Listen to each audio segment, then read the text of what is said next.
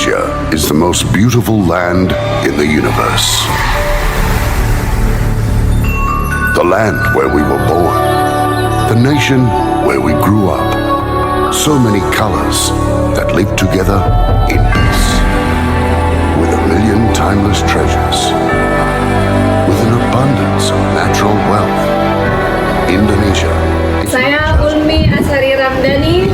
Saya Rina Rosalina, guru perkantoran. Saya Dr. Anda Elisina, guru agama Kristen. Saya Mufidah Yasra. Saya Amdali SPD, guru Nusantara. Siap Mendukung dalam uji kinerja PPJ pada hari ini. Senin 12 Juni 2023. semangat. Semangat, sukses, dan semangat. Semangat! Semangat buat semoga sukses.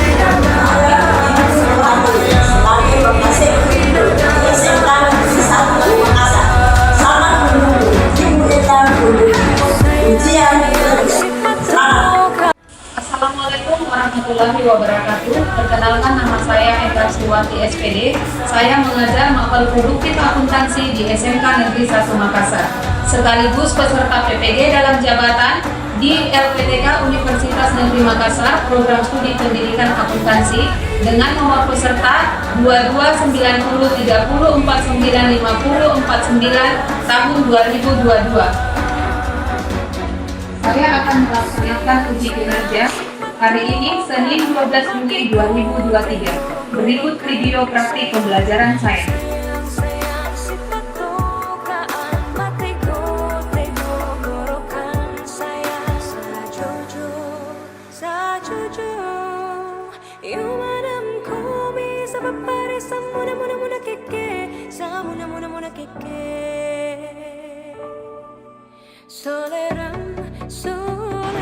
Assalamualaikum.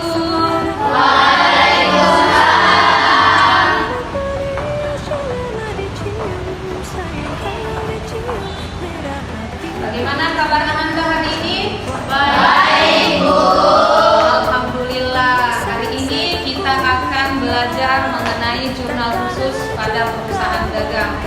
Oke, ketua kelas, disiapkan dulu kelasnya. Bersiap. Siap. Beri salam.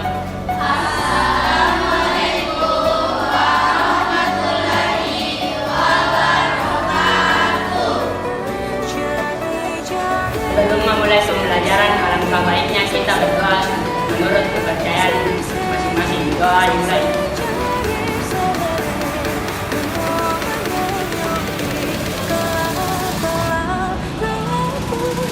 Berdoa selesai. Sebelum kita mulai pembelajaran kita hari ini, alangkah baiknya kita interaksi terlebih dahulu. Akan dipimpin oleh Ananda Nadia. Silakan Ananda. Mari teman-teman kita membaca surah Al-Ikhlas. Bismillahirrahmanirrahim. Qul huwallahu ahad. Allahus samad.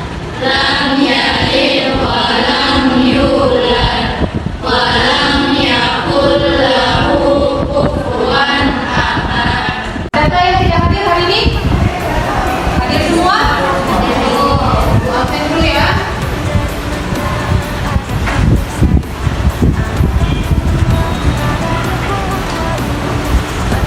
Nuratifah Ramadhani, Nurfadillah, Putri.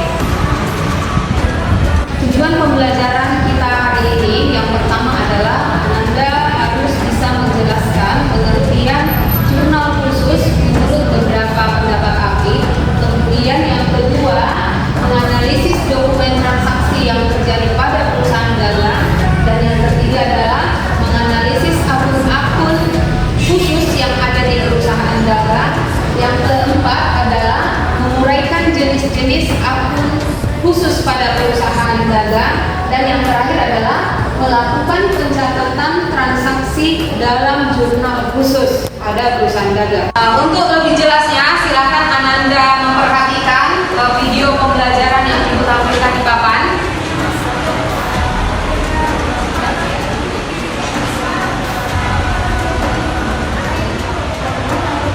Jurnal jual. digunakan untuk mencatat transaksi penjualan yang secara kredit. Kemudian jurnal pembelian atau JB, jurnal beli, digunakan untuk mencatat transaksi pembelian yang secara kredit ataupun pembelian apa saja. Pembelian perlengkapan jika secara kredit pun masuk ke jurnal pembelian. Kemudian jurnal penerimaan kas atau JKM digunakan untuk mencatat transaksi penerimaan uang tunai. Jadi menerima uang masuk ke JKM. Kemudian jurnal pengeluaran kas atau JKK, jurnal kas keluar, digunakan untuk mencatat transaksi pengeluaran uang tunai. Ada satu lagi yaitu jurnal umum atau JU digunakan untuk mencatat transaksi yang tidak bisa masuk pada keempat jurnal khusus di atas.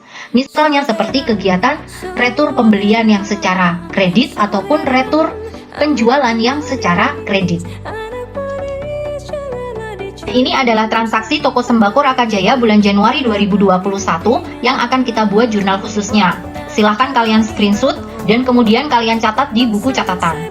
Bisa kalian perhatikan dari tanggal 1 sampai 31 nanti, jurnal khususnya itu secara acak.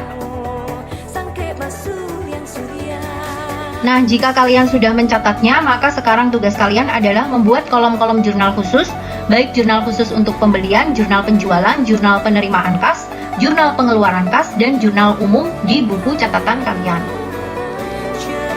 Nah, kita langsung ke langkah 1, yaitu menentukan transaksi ini untuk dimasukkan ke dalam jurnal khusus yang mana. Saya mulai dari tanggal 1, Tuan Raka menyetorkan uang tunai, dapat uang, JKM, jurnal kas masuk. Dibayar sewa gedung, ngeluarin uang, JKK, jurnal kas keluar. Dibayar uang, membayar lagi, berarti otomatis JKK, jurnal pengeluaran kas. Dibayar lagi sebesar 2.700.000, pasti ini JKK. Dibeli dari toko kasih murah, membeli ada syaratnya, berarti ini adalah jurnal pembelian, JB. Diterima faktur dari CV Andika, berarti kita membeli dari CV Andika secara kredit, pasti masuk ke JB, ada syaratnya ini, berarti kredit. Dikirim nota debit dari CV Andika, ini adalah retur pembelian secara kredit, berarti masuk ke JU. Dijual barang dagang dengan syarat, pasti masuk ke jurnal penjualan. Dijual secara tunai, pasti dapat uang sehingga masuk ke jurnal penerimaan kas. Dijual dengan syarat, pasti masuk ke jurnal penjualan. Dibeli dengan syarat, pasti masuk ke jurnal pembelian. Diterima kembali barang yang dijual pada tanggal 13. Kita cek tanggal 13. Tanggal 13 masuk JJ, berarti tanggal 16 ini retur secara kredit, berarti otomatis sudah masuk ke JU, jurnal umum. Tanggal 18 dijual secara kredit, nggak usah dibaca yang lainnya, pasti masuk ke jurnal penjualan. Diterima pembayaran, dapat uang, pasti masuk ke jurnal penerimaan kas atau JKM. Dibayar sejumlah kas, uangnya keluar, berarti masuk ke JKK. Lanjut, diterima pembayaran, dapat uang, pasti masuk ke JKM, jurnal penerimaan kas. Diterima uang tunai untuk pembayaran pelunasan, pasti masuk ke jurnal kas masuk, jurnal penerimaan kas. Dibayar sebagian utang, berarti masuk ke JKK karena ngeluarin uang. Dijual barang dagang dengan syarat, ada syaratnya, pasti masuk ke JJ, jurnal penjualan. Dibayar utang, berarti kasnya keluar, masuk ke JKK, jurnal pengeluaran kas. Dibeli barang dagang dengan syarat, ada syaratnya, berarti pasti masuk ke jurnal pembelian. Dijual barang dagang dengan tunai, dapat uang ya, berarti masuknya ke JKM, jurnal penerimaan kas. Dibayar untuk gaji, berarti kasnya keluar, JKK. Dibayar tunai untuk beban macam-macam, pasti masuk ke JKK. Nah, langkah pertama seperti ini. Kalian harus secara spesifik menentukan jurnal khusus apa yang akan digunakan. Seperti itu ya. Lanjut ke langkah yang kedua, yaitu memasukkan transaksi ini semua ke dalam jurnal khusus yang sudah kita analisis tadi ya. Kita mulai dari tanggal 1 masuk ke JKM, kita buka JKM tanggal 1, soalnya adalah Tuan Raka menyetorkan uang tunai sebagai penambah modal sebesar 10 juta. Nah, berarti kamu sebagai bendahara menerima uang, kasnya bertambah, modal bertambah, maka debitnya kita pilih kas karena kasnya bertambah, kreditnya kita pilih modal. Karena tidak ada modal, maka kita tulis di sini di serba-serbi. Nah, seperti ini. Tanggal 1 debitnya kas, kreditnya modal. Mungkin ada yang bertanya, Kak, ini keterangannya kenapa strip? Nah, kalau saya lebih senang keterangan itu diisi oleh nama perusahaan yang ada hubungannya dengan akun piutang atau utang. karena itu nanti akan mempermudah dalam proses posting ke buku besar pembantu. Tapi kalau misalnya kalian mau menulis, misalnya kalian tulis dengan penambahan modal atau penambahan entitas, itu pun nggak masalah. Jadi tidak usah dipermasalahkan karena itu hanya karakteristik perusahaan saja. Seperti itu ya. Lanjut, tanggal 2 masuk ke JKK. Kita buka JKK. Tanggal 2 dibayar sewa gedung untuk 1 tahun sebesar 1.200.000. Berarti debitnya kita pilih beban sewa tidak ada, berarti kita tulis di sini di akun. Kreditnya kas. Nah, seperti ini, kreditnya kas. Tanggal 2. Lanjut, tanggal 3 masuk ke JKK. Kita buka lagi JKK tanggal 3. Dibayar uang sebesar 500.000 untuk pembelian perlengkapan kantor. Membeli perlengkapan secara tunai, maka debitnya kita pilih perlengkapan. Kita tulis di serba-serbi di sini perlengkapan, kreditnya adalah kas. Nah, seperti ini. Lanjut tanggal 5 masuk ke JKK lagi. Kita buka lagi JKK tanggal 5. Dibayar sebesar 2.700.000 kepada CV Andika atas pembelian barang dagangan tanggal 23 Desember 2020, berarti tahun lalu ya. Sekarang kan Januari 2021. Berarti utangnya berkurang. Utang kalau berkurang di sebelah debit, berarti debitnya kita pilih yang utang dagang. Penulisannya seperti ini. Tanggal 5 keterangan kita isi CV Andika karena ini berhubungan dengan utang. Kemudian utang dagangnya sebesar 2.700.000, kreditnya kita pilih kas.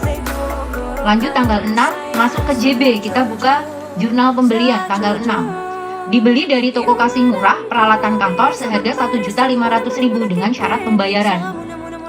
Nah, kalau seperti ini berarti kita membeli peralatan tapi nggak bayar. Berarti peralatannya bertambah, utangnya bertambah. Debitnya kita pilih peralatan, karena tidak ada peralatan maka kita tulis di serba-serbi di sini di akun. Nah, seperti ini. Kreditnya utang dagang 1.500.000, debitnya peralatan sebesar 1.500.000. Jangan lupa keterangannya ditulis ya, karena ini berhubungan dengan utang dagang. Maka keterangannya harus ditulis. Nomor faktur, syarat pembelian juga ditulis. Lanjut tanggal 7 masuk ke JB lagi. Kita buka JB tanggal 7. Diterima faktur dari CV Andika untuk barang yang dipesan seharga 3.200.000 dengan syarat pembayaran 2/10 N/30. Berarti kita tulis di sini tanggal 7, nomor fakturnya 652, keterangan kita tulis dengan CV Andika. Syarat pembeliannya kita tulis. Nah, karena ini adalah barang dagang, maka debitnya kita pilih yang pembelian. Kita isi pembelian dengan 3.200.000. Kreditnya utang dagang sebesar 3.200.000. Lanjut tanggal 9 masuk ke JU. Kita buka JU tanggal 9. Dikirim nota debit kepada CV Andika untuk barang yang dikirim kembali karena rusak seharga 1 juta. Nota debit itu retur pembelian barang yang sudah kita beli. Kita kembalikan berarti barangnya berkurang, retur pembeliannya di kredit, utang kita juga berkurang. Utang kalau berkurang itu ada di debit. Nah, seperti ini.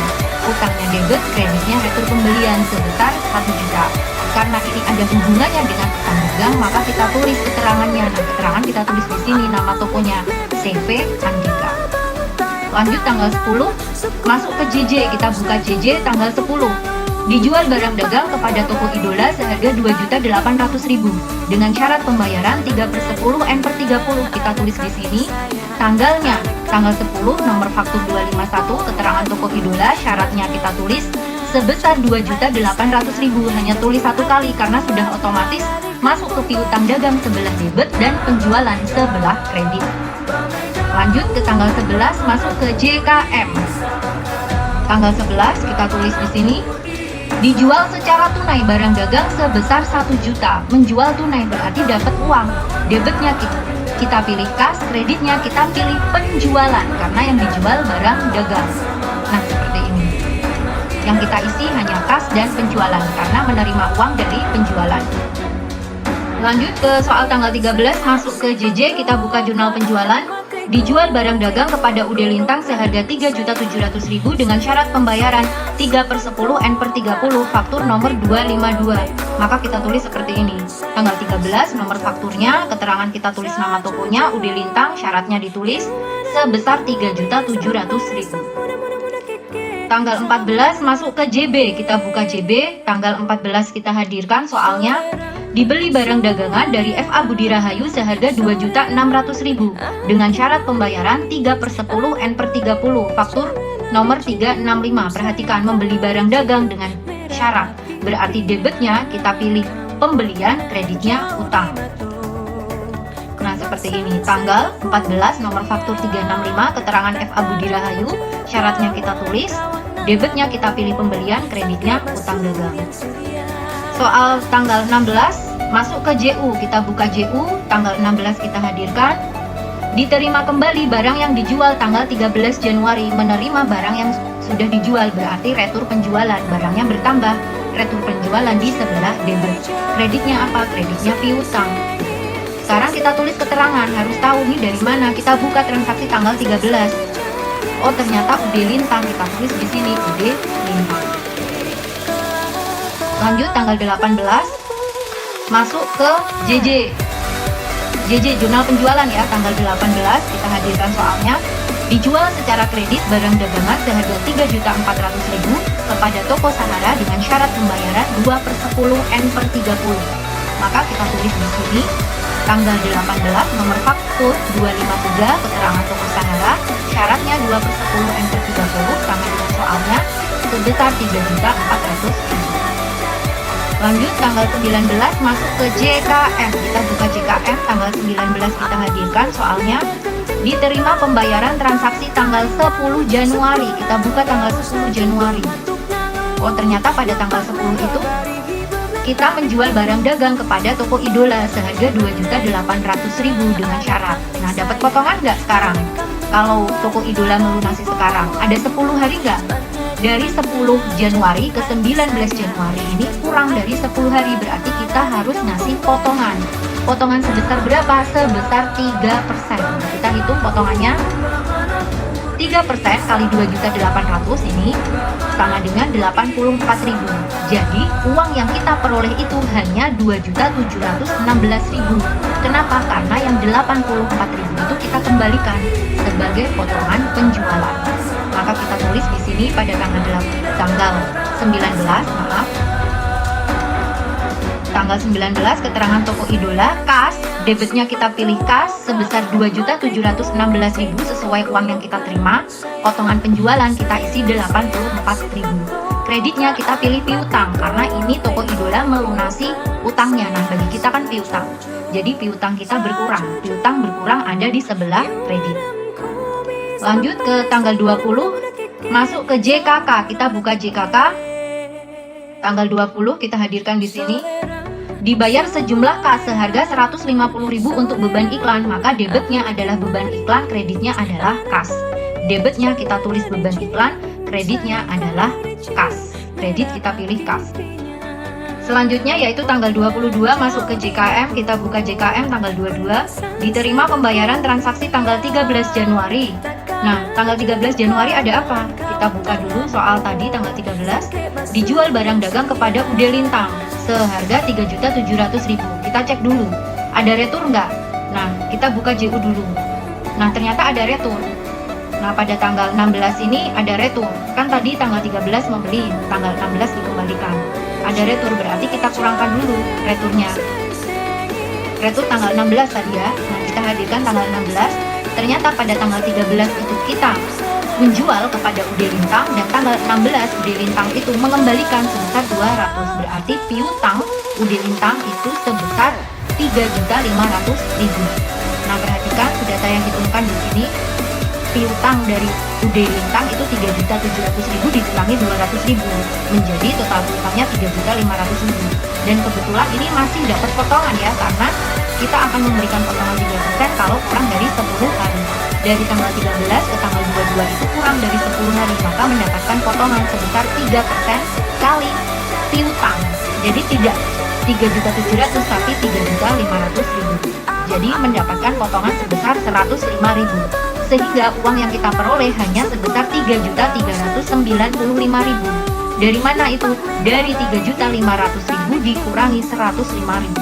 Maka kita tulis pada tanggal 16 seperti ini.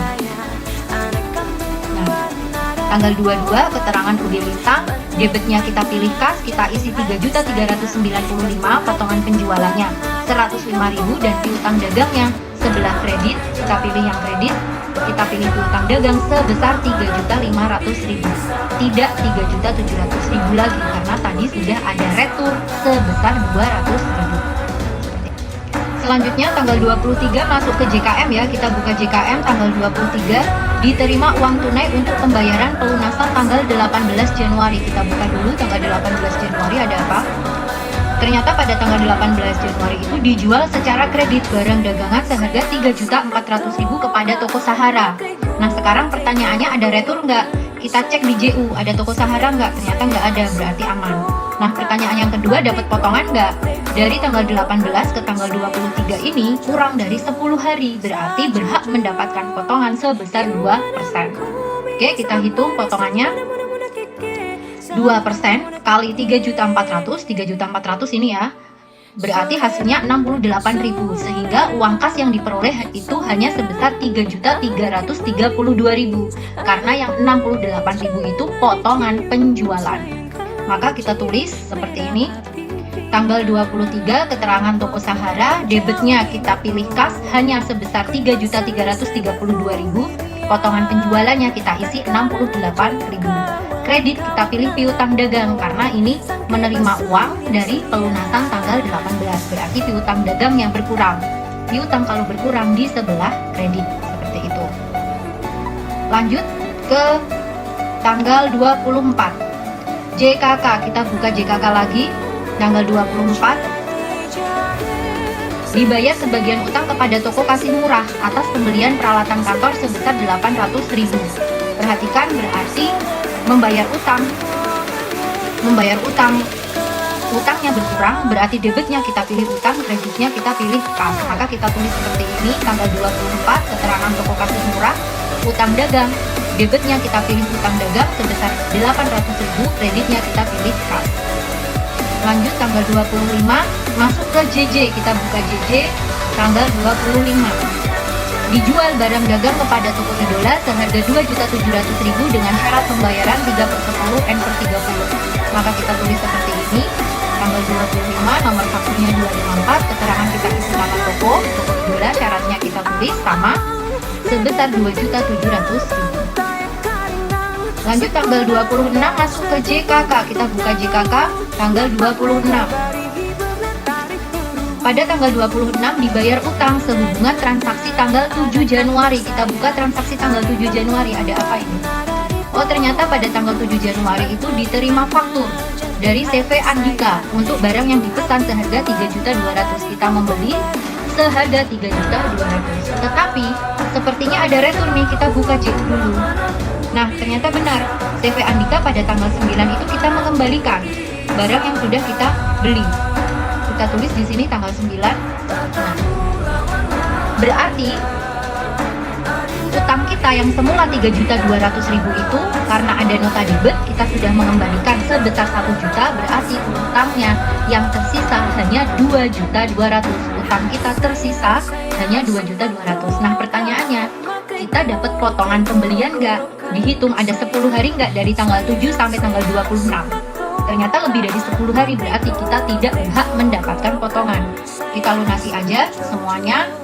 Tanggalnya kita tulis 26, keterangan CV Andika, debitnya kita pilih utang sebesar 2.200.000, kreditnya kita pilih kas, kasnya hanya keluar sebesar 2.200.000. Seperti itu ya. 2 juta dapat dari mana? Tadi sudah saya singgung, ada nota debit, jadi 3.200.000 ini dikurangi 1 juta. Tanggal 28 masuk ke JB, kita buka JB tanggal 28. Dibeli barang dagangan dari FA Budi Rahayu seharga 2.200.000 dengan syarat pembayaran 2/10 N/30. Perhatikan, berarti membeli barang dagang. Kita tulis tanggal 28, nomor faktur 369, keterangan FA Budi Rahayu, syaratnya 2/10 N/30. Debitnya kita pilih pembelian karena membeli barang dagang. Barang dagang kita bertambah sebesar 2.200.000. Kita tulis di sini, kreditnya utang dagang. Lanjut tanggal 29 masuk ke JKM, kita buka JKM, kita pindahkan dulu ini. Tanggal berapa tadi? 29 ya, tanggal 29. Dijual barang dagangan secara tunai kepada toko Sahara seharga 1.700.000. Berarti dapat uang, debitnya kita pilih kas, kreditnya karena dari barang dagangan maka kreditnya kita pilih penjualan. tanggal 29, debit kita pilih kas, isi 1.700.000, kreditnya kita pilih penjualan, kita isi 1.700.000. Lanjut tanggal 30, masuk ke JKK, kita buka JKK, tanggal 30, dibayar sebesar 1.200.000 untuk gaji karyawan, berarti debitnya beban gaji, kita pilih beban gaji. Beban gaji itu kalau bertambah di sebelah debit ya, nah karena tidak ada beban gaji maka kita tulis di serba-serbi di sini. Debitnya beban gaji, kreditnya adalah kas sebesar 1.200.000. Nah, seperti ini, beban gaji sebesar 1.200.000, kreditnya kas, kita isi 1.200.000. Terakhir, tanggal 31 masuk ke JKK, kita buka JKK lagi, tanggal 31. Dibayar tunai untuk macam-macam beban sebesar 150.000. Tanggal 31 itu berarti, nah kita tulis di sini ya, tanggal 31. Debitnya adalah beban macam-macam, kita tulis di serba-serbi ya, serba-serbi. Kreditnya adalah kas. Nah, tanggal 31 serba-serbi beban macam-macam, jumlahnya kita isi 150.000, kreditnya kita pilih kas, kita tulis 150.000. Nah, sudah selesai semua, kita pindahkan transaksinya ke dalam jurnal khusus. Kalau sudah, kita jumlahkan. Guys, ini sudah saya jumlahkan pada jurnal penjualannya, hasil akhirnya adalah sebesar 12.600.000. Dan ini adalah jurnal penerimaan kasnya. Di sisi debit ada kas sebesar 22.143.000, potongan penjualan sebesar 257.000. Dan di sisi kredit ada piutang dagang sebesar 9.700.000, kemudian penjualan sebesar 2.700.000, kemudian di serba-serbi ada modal sebesar 10 juta. Kemudian untuk jurnal pembeliannya, di sisi debit ada pembelian sebesar 8 juta dan peralatan sebesar 1.500.000. Kemudian di sisi kredit ada utang dagang dengan hasil akhir sebesar 9.500.000. Kemudian jurnal pengeluaran kas, di sisi debit ada utang dagang sebesar 5.700.000, beban sewa 1.200.000, perlengkapan 500.000, beban iklan 150.000, beban gaji 1.200.000, beban macam-macam 150.000. Kemudian di sisi kredit ada kas sebesar 8.900.000. Kemudian di jurnal umum di sisi debit sebesar 1.200.000 dan di sisi kredit sebesar 1.200.000. Semoga sama pekerjaan yang ada di layar dengan milik kalian. Sebelum kita mulai pembelajaran kita, Ibu ada satu permainan. Jadi menyebutkan angka dari 1, 2, 3 dan seterusnya. Akan tetapi setiap Ananda menyebutkan angka ganjil, Ananda harus bertepuk tangan, ya. Akan dimulai dari temannya Irfan, tapi nanti menyebutkan angka ganjilnya untuk tepuk tangannya kecuali nomor 1 ya. Oke, silakan Irfan. 1, 2, 4, 5, 6, 7, 8, 9, 10, 11, 12. Nah, selanjutnya Ananda Ibu bagikan LKPD untuk Ananda selesaikan secara berkelompok. Setelah itu kita akan mendiskusikan LKPD yang telah Ananda kerjakan. Jadi sebentar akan ada yang mempresentasikan jawaban dari LKPD-nya, kemudian akan ada juga yang menjawab pertanyaan dari temannya atau sebaliknya, ya. Oke, silakan Ibu minta tolong Ananda bagikan LKPD-nya.